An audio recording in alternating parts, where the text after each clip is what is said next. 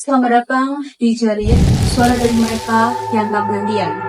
Di episode kali ini, kita udah ada kedatangan narasumber yang super seru, Mas Ferdian Pamungkas, atau biasa dipanggil Mas Rolas. Jadi buat kalian yang belum tahu Mas Rolas ini siapa, dia ini adalah seorang pecinta alam sejati yang sering banget naik ke gunung. Berdasarkan informasi yang udah aku dapat Mas, jadi Mas Rolas ini udah lama ya gabung di Mahapala. Iya, dari Terus kalau boleh tahu apa sih Mas yang bikin Mas Rolas itu suka banget main turun gunung? Boleh cerita Mas? sebenarnya ini lanjutan ataupun apa ya, dari aku SMP MTS tepatnya itu udah ikut pramuka. Pramuka kan itu kotor banget kan. Berarti kita di situ ada pelajaran-pelajaran yang berharga buat kehidupan kita lah. Terus masuk SMA putus, gak ikut kegiatan itu lagi. Dilanjutkan ke peradaban ataupun di mapalanya karena ibaratnya itu udah jadi apa ya, yang kayak berangkat banget ya. Kalau boleh tahu tadi kan Mas bilang ya itu sempat putus itu apa ya? Kenapa SMP? Ya soalnya emang dia ada perasaan capek ataupun apapun dulu tentang. Kalau boleh tahu terakhir naik gunung itu belakangan ini tuh naik gunung apa Mas? Kemarin kan bulan-bulan kemarin di belakang aja di gunung kita sendiri banyak Samat itu di gunung Samat temenin ada tamu dari Jakarta sama dari Jepara. Itu berapa hari Mas ya? Itu 3 hari 2 malam. 3 hari doang. Itu kita santai di sana. Nah, berburu Pak. pengalaman naik gunung yang terakhir Mas sama teman-temannya naik itu ada nggak Mas yang janggal menurut Mas Rolas nih? Sebenarnya ini saya bahas dulu ya. Kalau kita yang percaya, cuma kan di Mapala lah harga itu udah biasa. Bahkan mungkin ya rada skeptis lah untuk awal ini. Untuk kemarin udah karena kita bawa orang tua itu lebih kuat kan. Iya. Kalau berarti nggak ada untuk yang kemarin terakhir ya. Tapi kalau kan di yang terakhir itu nggak ada ya? Ada nggak sih pas Mas naik gunung itu nggak bukan yang terakhir tapi yang dulu itu ada nggak kejadian yang menurut Mas kayak itu tuh berharga banget Mas? Ada nggak? Ada, pasti ada. Oh, pasti ada. Boleh nggak Mas ceritain gitu gimana? Ini kalau nggak salah pada bulan awal bulan pertengahan mau ke musim penghujan di tahun 2021 itu saya sama ada kakak di Mapala itu sama teman-teman Punsu juga Mapala juga itu kita naik ke Gunung Tembing via beneran. Itu emang kita dari awal ceritanya nggak apa-apa. Dari awal kita udah berangkat itu agak apa ya ada yang mungkin bisa dikatakan janggal lah. Yang seharusnya kita menuju ke base camp langsung waktu itu berangkat sekitar habis saat ya. Yang seharusnya kalau langsung ke base camp beneran itu malah kita tersesat berkilo-kilometer pakai motor, kita berangkat pakai motor tersesat dan untung waktu itu masih bisa kondisikan lah. Kita akhirnya memutuskan untuk stop, kita tidur di masjid, kita kondisikan di masjid. Setelah itu ada kejadian lagi, ternyata setelah kita dari masjid berangkat mau ke lokasi atau ke base camp itu ada kendala lagi. Apa itu? Teman aku yang dari Yusuf itu motornya tiba-tiba balik bocor dan mogok juga. Iya. Tapi saya pikir nah ini dia bawa motor tua dalam artian mungkin udah usianya udah ya kayak aku sih gimana kan gampang rusak. Lalu singkat cerita aja ya, waktu kita udah sampai, kita prepare naik di base camp sampai pos 0 di bandara. Dia bandara tuh ada pos 0 itu aman. Kita melewati ladang-ladang tambak warga, terus ke 0 ke 1 itu juga ya nggak ada hal yang janggal. Cuman waktu itu ada, ini sebenarnya bukan kendala ya, cuman kitanya aja. Hujan hujan yang tiba-tiba gede, kencang, cuman nggak ada angin. Hujan gede itu apa namanya, setelah kita pakai mantel berteduh, kita mau melanjutkan lagi, hujan gede lagi kayak gitu terus. Pokoknya hujan gede nanti berhenti, gede berhenti kayak gitu. Nah, itu pas kan Mas bilang hujan gede. Nah, itu kan berhenti dulu ya. Itu pas Mas berhenti sama teman-teman itu nggak ada yang Hal-hal yang aneh, iya kan? alhamdulillah nggak ada. Karena ya gitu dia, saya bilang di awal bahwa ya kita malah kadang bodo amat, kadang bodo amat. Tapi kalau misalnya Mas sama teman-teman gak bodo amat itu ada kemungkinan nggak Mas bakal ada yang diganggu atau gimana? Balik lagi ke apa namanya, individual masing-masing. Eh, kayak hal-hal goib pun yang menurutku ketika kita dalam kondisi pikiran yang gak beres ataupun blank ataupun apa namanya ya, berpikir yang tidak, nanti menurutku nanti di hawa yang di sekelilingnya ataupun hawa orang-orang yang sekeliling itu bisa menembus si apa namanya yang punya pemikiran seperti itu. Betul Mas. Ya, cepat kali anu di mati siapa kali terjadi. Tahunya paling apa? Boleh dong. Yang aku bakal tanya soal itu ada. Ya, Sepasnya tadi ada kejadian yang alam lah, itu kejadian alam lah. Kita menyadari itu dan kita sebenarnya tidak menyalahkan juga karena itu udah kuasa dari yang di atas kan, kuasa ini. Terus ini mulai di pos 2. Pos 2 itu namanya apa aku lupa, tapi di situ ada petilasan. petilasan itu Mas. Petilasan itu ibaratnya kayak kita main ke rumah, aku main ke rumahmu atau ke tempatmu, nanti aku pergi ke yang lainnya, ke tempat lainnya. Oh iya. Ibaratnya seperti itulah. Nanti tempat yang aku ataupun rumahmu itu jadi tempat tilasmu. Itu ibaratnya tanah yang dikunjungi gitu. Nah, di situ ada petilasan. Kiai siapa gitu di belakangnya aku lupa. Tapi di dalam itu ada kayak area pemakaman. Apa sih? Kalau bahasa Jawa itu kijing, tapi Tengger. Iya. Ada di tulisan Tengger itu ada tulisannya Sunan Bayat. Sunan Bayat. Sunan Bayat. Aku sih mikirnya itu petilasan. Enggak mungkin makom lah, karena apa? Itu sekelilingnya itu batu semua dan di sebelahnya sana lagi ataupun di sananya itu blank. Udah apa namanya, tebing. Nah, di situ aku lah sebagai orang Jawa ya, yang ya kalau nungguin terus kirim doa di situ. Itu ada waktu Mas tahu di situ ada makam. Ada nggak versi yang menurut Mas kayak yang ini nggak bener nih gitu? Ada nggak? Enggak ada semua. Oh nggak. Enggak ada semua. Terus kirim doa sesuai yang saya bisa kan. Setelah itu sudah selesai, cuman bersihin ada apa, tanaman yang mengotori kan, cuman bersihin, terus aku balik lagi ke teman-teman yang ada di pos 2. Nah, yang awalnya saya itu jadi leader ataupun navigator yang di depan, aku dimintakan untuk ke belakang jadi sweeper.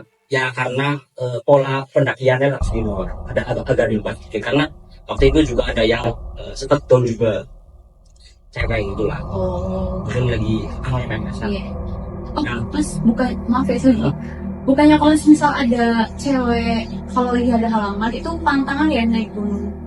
Pantangan mah udah, cuman kan kita punya adat gimana cara kita, ya perempuan ya, mohon maaf ya, ya bisa dibersihin lah, jangan sampai sembarang.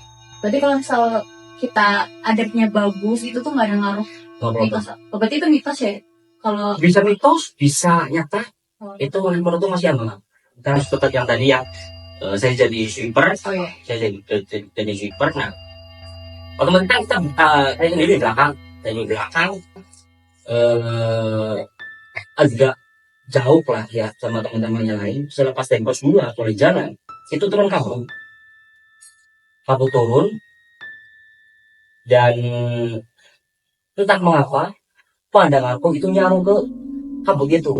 Jadi gini, eh, di kabut itu aku rada melihat ada apa namanya kayak orang pakai jubah putih dan dia nyaru tahu nggak sih kayak ya membaur ke kabut itu dan mukanya itu bersinar.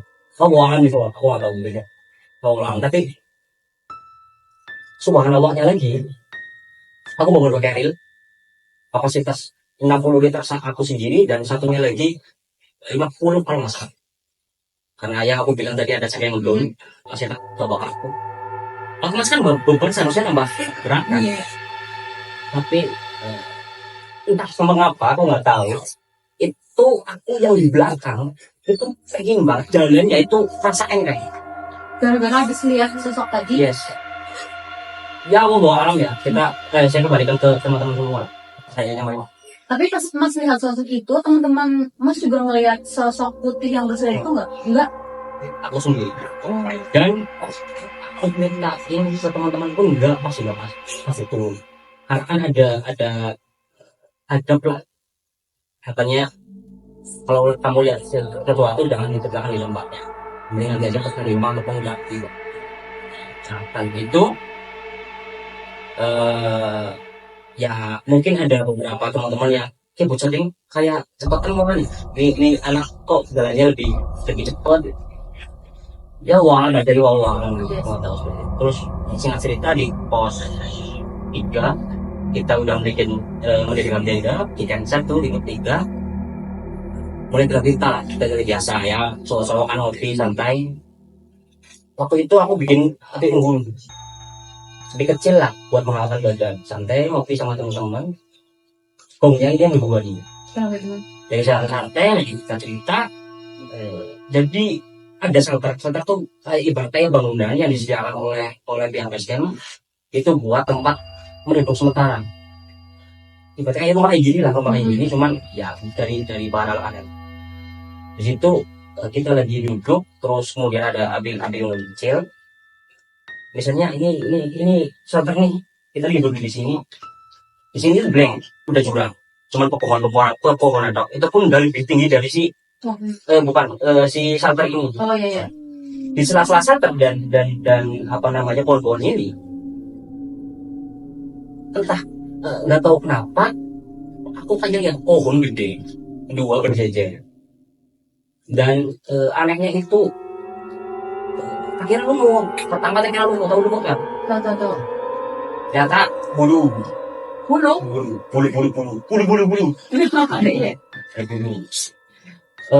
selama lihatin terus ternyata sampai atas enggak kelihatan ujungnya itu apa. Dan aku tanya ke teman sebelah, tanya ke kakak juga, bang, dia enggak jadi pengawas bang, enggak. Mungkin dia tahu kok, cuman apa namanya, nyuruh aku buat saingan aja stop, jangan ceritain karena kita ada bawa cewek kan apalagi di pentas kan ada kita kenapa. Katanya sih dulu katanya kalau dilihat-lihat kayak di TV kan gua kan gede mata merah terus berbulu mungkin gitu Tadi yang Mas lihat itu kan sosok yang berbulu itu tapi atasnya itu nggak kelihatan cuma kaki jadi sampai aku dengar sih bahasa Indonesia apa aku kalau yang atas gitu kelihatan enggak atasnya nggak tahu ini kan hologram jadi hologram di mana kok sih tahu siluet itu benar-benar nyata gitu yang tadinya aku kira itu pohon tumbuh apa namanya lumut tapi ternyata ada lagi dan dia cerita kita turun ke turun gunung nih turun gunung hujan kan waktu itu aku suka ngedung di rumah warga jadi aku tanya-tanya tentang makam yang ada di atas puncak Ki Ageng Mangkukuhan namanya kalau nggak salah itu ternyata dia yang babat ataupun yang menyebarkan agama Islam di daerah situ sama di Semarang kalau nggak salah di daerah situlah kemudian aku tanya lagi, Mas di pos 3 ini sebenarnya ada apa sama anak-anaknya nih, ya juga dulu katanya orang Mas ya, di pos 3 sebenarnya ada Mas. Ternyata dulu ada pertama kesurupan masal di situ ada 30 sampai 40 orang kalau nggak salah itu sumpah. Terus ada yang dievakuasi gara-gara kaki patah dan meninggal. Pokoknya ada kejadian seperti itu untuk yang di Gunung Sumbing ya benar. Oke Mas. Mantap sih mantap. Oke Mas, dari informasi yang aku dapat juga ya, katanya tuh Mas Rolas ini sempat sehabis turun gunung itu Mas sempat mimpi berulang kali, tapi mimpinya sama itu gimana Mas, bisa diceritain? Bisa itu awal-awal aku masuk kuliah, jadi random banget tuh, nggak tahu kenapa aku lagi kecapean, udah lagi habis kegiatannya, nggak awal-awalnya maba teman-teman tahu lah maba sih apa, nggak terlalu sibuk banget lah. Apalagi di kegiatan nggak terlalu. Di mimpi yang pertama itu aku dimimpiin ada di sabana ataupun padang hutan. Di situ aku nggak tahu apa pikiranku kemana, tapi aku diarahin ke satu batu yang gede, yang gede banget. Ada mata air di sebelahnya. Di situ aku lihat ada sosok apa namanya, ya kayak ada di pos 2 berjumpa putih dan ya kayak wali-wali pernah nonton Wali Songo, film Wali Songo kayak gitulah, putih gitu, cuman lagi-lagi mukanya nggak kelihatan. Itu aku mimpi di rumah loh. Nah mungkin ini cuman bukan tidur aja lah, nggak terlalu berarti banget gitu. Setelah beberapa bulan kemudian, yang kedua kalinya yang aku nggak habis pikir itu mimpinya malah sih yang pos 2 Sumbing itu. Aku mikir kayak gitu lagi, sama ketemu juga di tempat yang sama, di apa namanya, lokasi yang sama seperti itu. Aneh pikir aneh. Aku mikir apa ini dejavu atau gimana, sementara kalau dejavu perasaanku nggak pernah apa namanya ke tempat yang seindah itu, seenak itu, ya kayak lapangan bola lebih. Oh berarti di mimpi Mas itu tuh bukan yang apa ya, yang menakutkan tuh bukan. Tapi malah jadi aku penasaran. Di situ aku mikir ataupun aku bilang sama diri aku sendiri ya, itu ya, semisal ini itu jadi apa namanya perintahku untuk ke situ, tolong mimpiin satu kali lagi. Aku masih nyampe bilang gitu, sampai sekarang belum pernah. Itu Mas pas bilang kayak gitu buat datang lagi tuh langsung ngomong di mimpi itu atau enggak bangun dari itu. Ini sampai sekarang belum. Nah, enggak aku cari-cari, tanya-tanya ke teman, ternyata kalau nggak salah itu alun-alun sana di Gunung Lemangrango di Jawa Barat itu ada sabana luas namanya alun-alun Sudiran sana. Tanya ini lagi validasi bahwa ada nggak pohon namanya batu gede di situ, dan ada mata ini benar ada. Harus Mas sama itu yang edukasi tentang suara kuntilanak itu maksudnya gimana ya Mas? Ini pas aku dampingin kegiatan pengembaraan di Mahakal kan ada kegiatan pengembaraan tuh, jadi anggota muda itu kita pengembara lah, ada hal tertentu, entah itu penelitian, pendataan ataupun yang lain. Nah di pas waktu itu kita naik ke Slamet, pendataan tentang flora dan fauna di Slamet via Kalimandas. Pada saat itu kita udah naik di pertengahan pos 1 dan pos 2 itu ada apa namanya ya pohon-pohon tua, bukan jalan tua kan. Di situ kita apa namanya memilih untuk mendirikan tenda di situ. Karena apa? Karena cuaca udah tak kondusif pertama. Terus kemudian udah cerempet ataupun udah memasuki waktu maghrib. Bagiku itu pamali buat jalan buat lanjutin ataupun trekking mending jangan, mending kita gelar tenda di sini aja buat bangun. Di waktu itu udah tenda beres, udah berdiri, tinggal lagi mulai mau masak-masak kan, mau masak-masak. Teman-teman tahu nggak suara kuntilanak itu gimana? Yang kayak film-film deh. Bentar. Oh, ada. Ada. Ini referensi ini.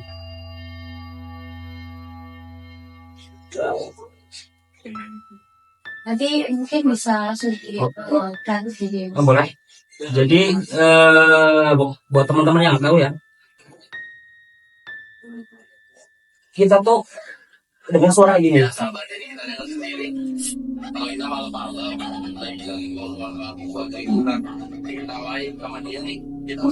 Kayak gini. Soalnya persis banget saya gini, demi Allah. Ada bukti, ada teman-teman yang ikut juga, dan bukan cuma aku yang dengar, tapi teman ataupun yang penggemar itu dengar semua, ini dengar semua. Itu lama nggak suara gitu? Satu menit lebih. Terus itu kan rame-rame ya. Pas ada suara itu, ada nggak yang nge-freeze semua? Wah, aku yang udah tahu itu apa, aku udah tahu itu apa, aku nge-freeze. Tapi dia namakin mukanya nggak? Mata. Oh. Mata. Itu sosoknya tuh kayak yang ada di film-film gitu nggak Mas? No. Oh enggak. Edukasinya di sini. Ini adalah musang bulan. Musang. Hewan musang. Bentuknya musang. Musang. Tapi suaranya gitu. Soalnya ini mohon maaf ya, bukan sara atau bagaimana, tapi musangnya lagi birahi ataupun lagi untuk perkawinan lah gitu. Itu aku tahu yang gitu. Pertama awal-awal pada lihat itu semua, Mas, ini apa Mas? Mas ini sebelum dia bunyi kayak gitu ada kakak suara gitu lah. Itu mungkin bisa jadi pertanyaan Mas, enggak sih Mas, kalau bangun tenda di situ tuh mungkin buat mereka tuh ganggu atau gimana ya, mereka tuh pada nampakin suara, terus ada babat juga gitu. Itu ada kaitannya enggak? Ya pada dasarnya kita datang situ kan kampungan. Yes. Ya, kita udah berusaha, kita udah ya berdoa lah sama yang kuasa. Ya mungkin itu udah bunyinya lah, udah mungkin kagetnya dia bunyi kayak gitu Pak. Ya edukasinya seperti itu teman-teman. Jadi ketika kalian di hutan atau di kebun ya, kalau mendengar suara itu ya jangan gitulah. Jadi jangan takut dulu ketika dengar suara gitu, jangan langsung diasumsikan bahwa itu suara hal-hal yang hobi. Setannya pun atau jin pun pasti marah lah ketika ditutupi terus. Ini ditakut-takutin kayak gini, padahal jinnya juga lagi ngurusin yang lain kan di sana gitu. Gitu. Jadi itu musang bulan, dan aku senangnya kenapa dengar suara kayak gitu, nggak cuma dengar di media sosial tok, tapi aku lihat langsung, dengar langsung, dan menandakan bahwa kan masalah ya, musang bulan itu udah terancam punah kalau nggak salah. Setelah mendengar itu, alhamdulillah berarti populasi atau masih ada. Iya, masih ada gitu. Oke Mas, mungkin ada nggak sih pesan dari Mas yang udah mungkin berpengalaman ya Mas naik turun gunung gitu, buat teman-teman yang baru banget nih suka naik turun gunung juga, buat di hal-hal yang menurut Mas dari mistis itu pesannya gimana buat teman-teman yang baru? Itu balik lagi ke kepercayaan kita sendiri, maksudnya ambilnya mau gimana. Tapi menurutku ya layaknya kita main ke tempat orang, kita bertamu kan, harusnya keadab lah, sopan santun, unggah-ungguh lah bahasa Jawanya, karena kita hidup dengan hal-hal goib itu berdampingan, pasti berdampingan. Teman-teman juga harus percaya hal goib itu ada. Kalau teman-teman percaya hal goib itu ada, berarti nggak percaya sama Allah itu ada. Ibaratnya seperti itu. Tingkat laku di gunung itu jangan sembarangan. Ya itu layaknya tamu lah, kita bertamu, kita main kan ke tempat lain yang ada penghuninya juga, yang mungkin itu. Kemudian paling penting ayo pendaki sekarang ya, termasuk saya juga. Saya cuma mengingatkan aja untuk ketika kalian bawa logistik, bawa konsumsi, jangan lupa bawa turun lagi sampahnya lah. Jangan nyampah di gunung ataupun di gunung. Mungkin itu juga bisa jadi si jin itu marah, mungkin bisa tempat yang tadinya sepi enak jadi kotor gitu mungkin ya. Berarti kalau kita naik turun gunung itu emang harus jaga adab, terus nggak boleh nyampah juga di sana ya Mas. Tapi pernah nggak sih Mas, waktu Mas bawa rombongan naik ke atas, itu ada salah satu dari mereka tuh yang mungkin bisa dibilang nakal gitu ya, karena nggak mau ngikutin peraturan yang mungkin dari Mas Didi udah bikin peraturan, dan ada di antara mereka tuh yang melanggar itu. Ada nggak Mas pengalamannya? Alhamdulillah selama ini partner atau teman-temanku itu meskipun mereka bergajudan ataupun pengen, tapi ketika kita mendaki, alhamdulillah mereka adabnya baik-baik kan. Berarti nggak ada ya Mas yang kayak melanggar aturan yang udah Ditetapkan nggak ada. nggak deh. Alhamdulillah. Terus kita juga ada kode etik juga kan, kode etiknya tahu, kode etik di Mapol ini juga ada kode etik kan, itu jadi bahan pegangan kita. Itu kira-kira ada rencana dia kok Mas jadi Mahapala buat naik gunung lagi tahun ini? Kebetulan besok pengembaraan tanggal 12 sampai 14 Desember. Gunung Sam juga, Martia Batu Raden. Oh, itu berapa hari kira-kira?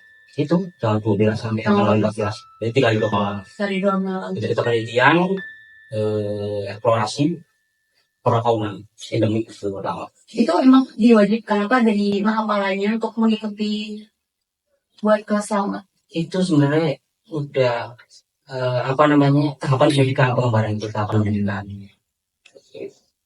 Oke Mas Salas, makasih banget udah mau cerita di Jerit. Kayaknya banyak juga pendengar kita yang mulai mikir sebelum naik gunung itu memang harus punya adabnya, terus harus ngikutin peraturan yang udah dibuat juga. Tapi yang jelas kisah ini kita bisa buat belajar buat diri kita sendiri. Jangan lupa share ke kita di kolom komentar atau DM aja ke Jerit. Sampai ketemu di Jerit selanjutnya. Bye.